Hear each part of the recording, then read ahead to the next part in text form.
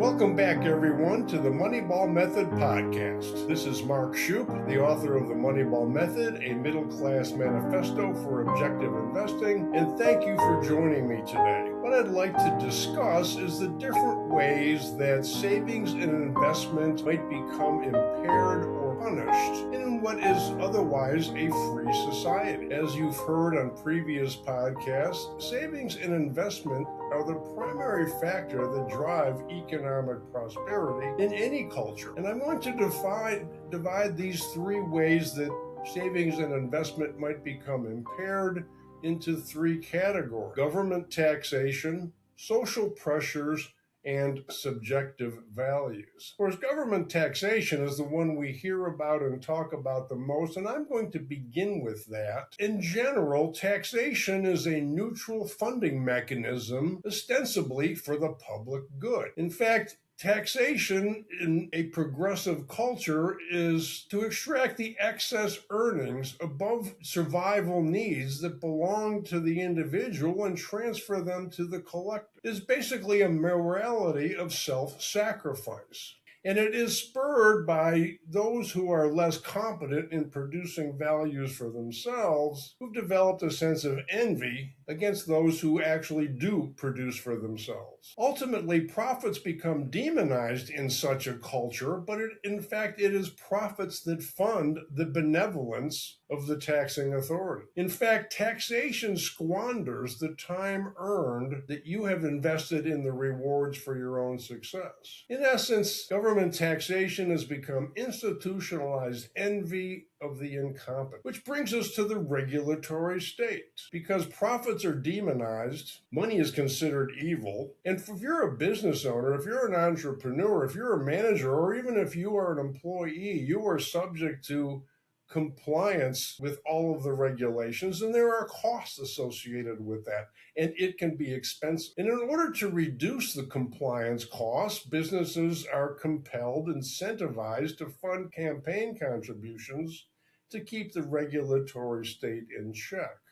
In addition to that, particularly at the local level, you have economic development officers and city and county and state government that are big on installing public-private partnerships that extract capital from private enterprise, ostensibly, again, for the public good. In addition to that, the regulatory state compels businesses to abide by DEI mandates, diversity, equity, and inclusion. In other words, hiring people based on attributes that they do not control: hereditary, ethnic, racist, whatever the case may be. And the last category of the regulatory state compliance costs is stakeholder investments, giving back to the community, charitable contribution, as if the people that actually fund all of the benevolence in the first place have to give something back. But there is also social pressures that cause penalties and impair the savings and investments of the individual, probably dominant in more primitive cultures,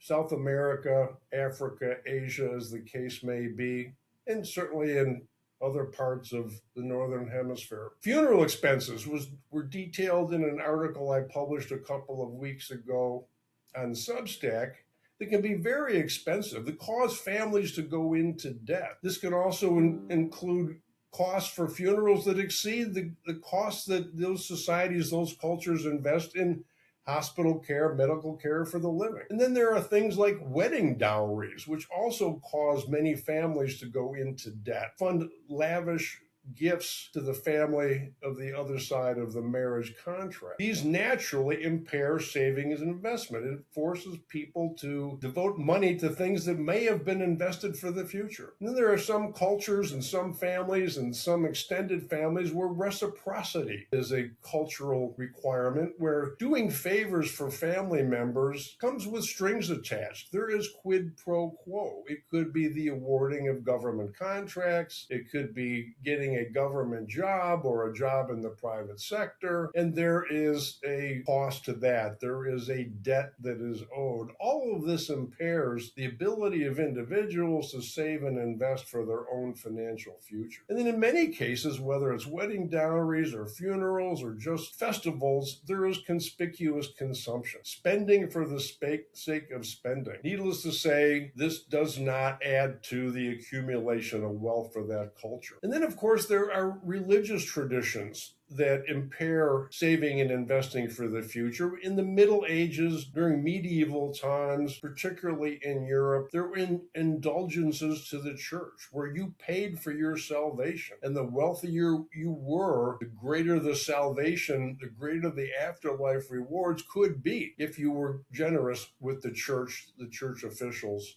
the local monastery, the local cathedral. Today, there's a lot of pressure for church members to engage in the practice of tithing. Donate 10% of your income to the church to help the poor, to help the needy, to help the charitable causes of the church organization, and of course to fund the salaries and benefits of the church employees, as the case may be. And of course, there are religious and government holidays, in many cases mandated by government, where businesses are required to close, either due to legal restrictions or traditional social expectations. All of this boils down to a tradition that we have in Western society today, and that is the replacement of reason with faith as a source of knowledge, emotions, the guiding principle for how we behave, how we act. But getting back to government taxation, more specifically, we all know about sales taxes, also known as consumption taxes, and this may be the most defensible form of taxation that I'm going to talk about today. Certainly that does reduce the amount of capital that is available for wealth accumulation.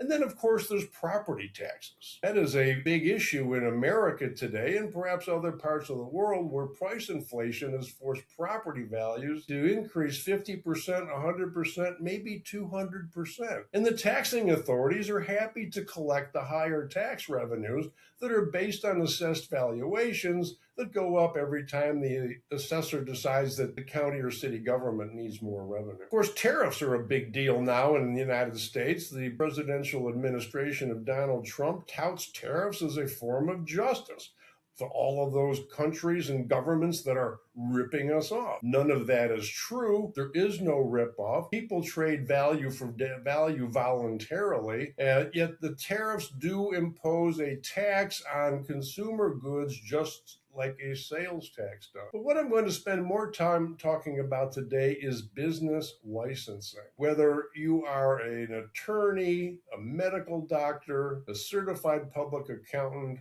a registered investment advisor, a hairdresser, or a bartender, and I'm sure there's dozens of other examples of licensing professionals that are required in America today, they really only serve one purpose, and that is to fund the salaries and benefits of the bureaucracy that enforce the regulations on the industries that are being licensed.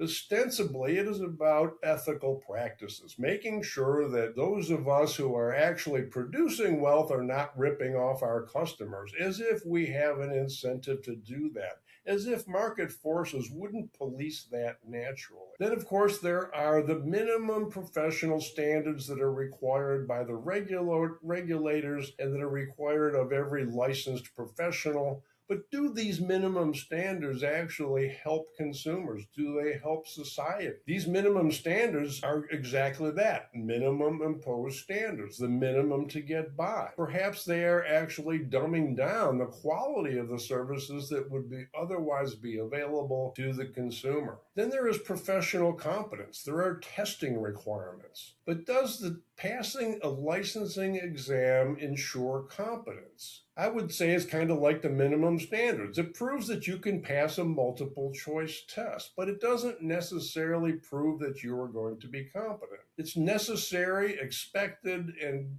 professional best practices if you're an attorney to keep up with the legal precedents of your particular specialty, the same with a medical professional to keep up with the latest medical technologies within your specialty. The same thing is true with a certified public accountant to keep up with recent tax law and changes in generally accepted accounting principles, and certainly with registered investment advisors. However, with regard to registered investment advisors, where I do have some experience, I'll go into a little bit more detail. Just on the basics, does every registered investment advisor know how diversification works? Do they know what it is? Do they know why it's important? I would argue that with the hyper diversification that is employed by nearly every investment advisory firm under the guise of customized portfolios, diversification is not well understood within the investment advice industry. But even more egregious could be the use of capital market assumptions. Does the typical registered advisor know what capital market assumptions are? Do they know how they work? Do they know why they are important? Whether they say that they use them or not, they are always using them when they give you an investment recommendation, because the assumption is that U.S. stocks, international stocks, equities in general,